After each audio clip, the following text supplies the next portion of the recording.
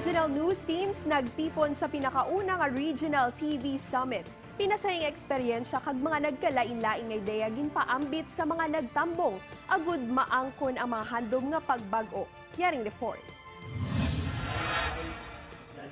Imbukada pa lang sa Regional TV Summit, ginpahayag na ni Regional Vice President and Head Oliver Victor Amoroso ang tema nga change ukon pagbag-o. Of course, our achievements have gone beyond news programs.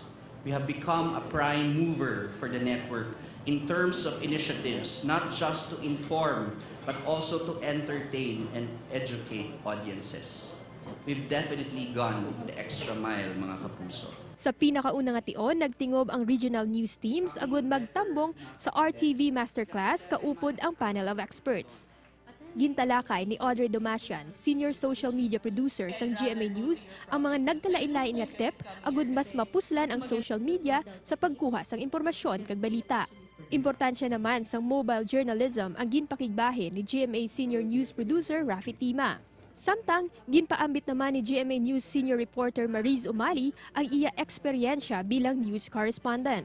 Dako man nga bulig para sa regional news teams ang mga topiko kag ideya sang duwa ka batikan nga senior program manager sang State of the Nation kag kapuso mo Jessica Soho.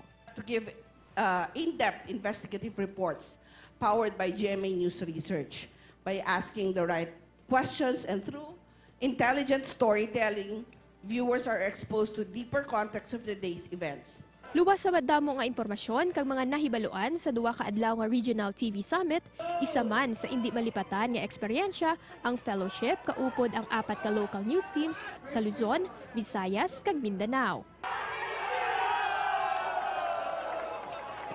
Nagtakop ang RTV Summit nga madamo sa mga pagbag-o nga naisipan kag ipatuman sa mas masangkad nga serbisyo para sa inyo, mga kapuso. Through this summit, marami akong natutunan. Actually, sa 2 araw, hindi ko na maisa-isa, hindi ko na mabilang kung ano yung mga natutunan ko. Pero I am very happy and thankful na naging part ako ng summit na to. A lot of things happen at the back of the camera.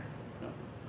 But ang ating commitment sa viewers natin, kayo mismo as viewers yourselves, magpalabas ng magandang programa. Ashley Liza, One Western Visayas.